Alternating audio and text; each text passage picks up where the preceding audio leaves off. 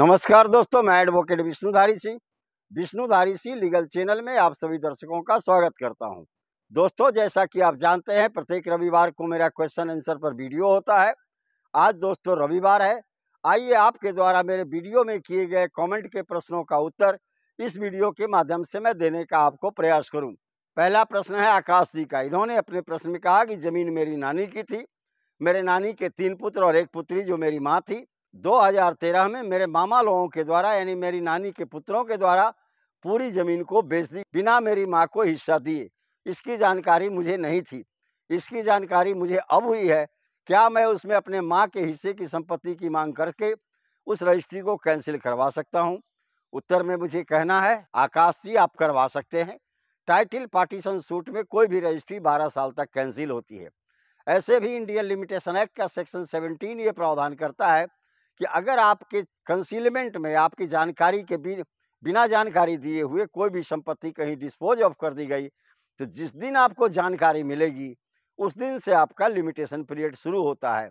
आप civil court में title partition कम declaration suit का मुकदमा करें, अपने मामा के द्वारा किए गए सेल डीड को कैंसिल कराएं यानी वॉइड घोषित कराएं, शून्य घोषित कराएं और अपने माताजी का हिस्सा प्राप्त करें। अगला प्रश्न है आशीष मेहता जी का। इन्होंने अपने प्रश्न में कहा कि मेरे दादाजी के पास 6 एकड़ 21 डिसमिल जमीन थी। उस जमीन का रसीद भी अभी कट रहा है दादाजी के नाम पर ही, लेकिन दादाजी के पुत्रों में एक पुत्र ने सारे जमीन को बेच दी। दादाजी के 2 पुत्र हैं, क्या दूसरे पुत्र को हिस्सा मिलेगा उस बिके हुए संपत्ति में? उत्तर में मुझे कहना है आशीष मेहता जी, निश्चित तौर पर मिलेगा। दूसरा भाई सिविल कोर्ट में जाकर टाइटल पार्टीशन सूट का मुकदमा दायर करे कि दूसरे भाई के द्वारा बेचे गए सेल डीड को निरस्त कराने का प्रयास करे। न्यायाधीश महोदय अगर यह देखेंगे कि संपत्ति पैतृक है या शामिलात है, तब उस आपके दूसरे चाचा जी के द्वारा किया गया सेल डीड को कैंसिल कर दिया जाएगा और आपके पिताजी को हिस्सा मिल जाएगी। अगला प्रश्न है MH खान साहब का। इन्होंने अपने प्रश्न में कहा कि मेरे दादाजी ने एक संपत्ति अपने नाम पर खरीदी थी। पिताजी अभी जीवित हैं। मैं उनका पोता क्या उस दादाजी की खरीदी हुई संपत्ति में हिस्सा प्राप्त कर सकता हूं? उत्तर में मुझे कहना है MH खान साहब, नहीं। मुस्लिम पर्सनल लॉ के अनुसार, मुस्लिम सक्सेशन एक्ट के अनुसार, जब तक गार्जियन जिंदा रहता है तब तक उनके बाल बच्चों का उस संपत्ति में कोई शेयर नहीं होता है। यहाँ तो दादाजी की स्वर्गवास हो गई है, लेकिन पिताजी आपके जीवित हैं। जब तक पिताजी का स्वर्गवास नहीं होता, उस संपत्ति में जो दादाजी ने खरीदी थी आपका किसी भी तरह का कोई हिस्सा नहीं हुआ। इंतजार करें पिताजी के स्वर्गवास का, उसके बाद ही उसमें आपको हिस्सा प्राप्त होगा। अगला प्रश्न है सचिंद्र साहब का। इन्होंने अपने प्रश्न में कहा कि परिवार में बिना बंटवारा किए एक भाई ने अपना अविभाजित हिस्सा जमीन बेच दिया। दूसरा भाई हिंदू सक्सेशन एक्ट की धारा 22 के अंदर में यानी प्रिफरेंशियल राइट इन्फोर्समेंट के अंदर में न्यायालय में मुकदमा दायर किया। वहाँ पर पहले भाई जो कि अविभाजित परिवार में अपना हिस्सा बेचा था, उसके द्वारा किए गए रजिस्ट्री को कैंसिल कर दिया और दूसरे भाई को पुनः वो संपत्ति प्राप्त हो गई। तो क्या वह जमीन का क्रेता जिसका पूंजी उसमें लगा था खरीदने में, उसकी पूंजी डूब गई? मुझे उत्तर में कहना है सचिंद्र साहब, नहीं, उसकी पूंजी डूबती नहीं है।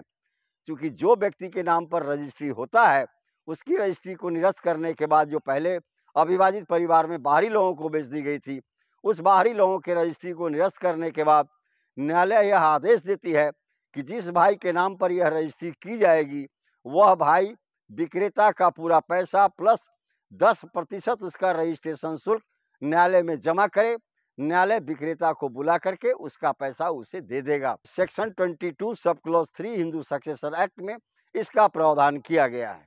अगला प्रश्न है राम प्रताप जी का। इन्होंने अपने प्रश्न में कहा कि 1940 में एक संपत्ति एक भाई के नाम पर खरीदी गई थी, उसमें परिवार शामिलात था। तो क्या उस संपत्ति को शामिलात परिवार की संपत्ति मानी जाएगी और उसमें दूसरे भाइयों का भी हिस्सा होगा?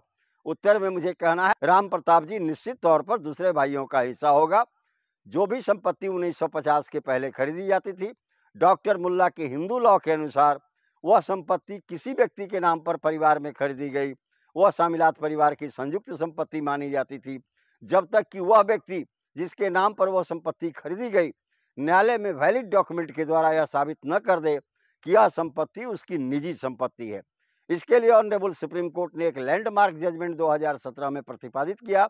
मैं उस जजमेंट का टाइटल आपके समक्ष दे रहा हूं ताकि आप नेट से उसे डाउनलोड करके पढ़ लें। उस केस का टाइटल है Adi Bappa versus Bhimappa and others.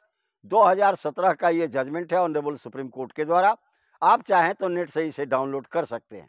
अगला प्रश्न है शैलेश सिंह का। इन्होंने अपने प्रश्न में कहा कि तो सादा बैनामा के आधार पर अगर जमीन बिकने लगे, वैसी परिस्थिति में किसी से भी दस्तखत करा करके सादा बैनामा के आधार पर उसकी जमीन को हड़प ली जा सकती है।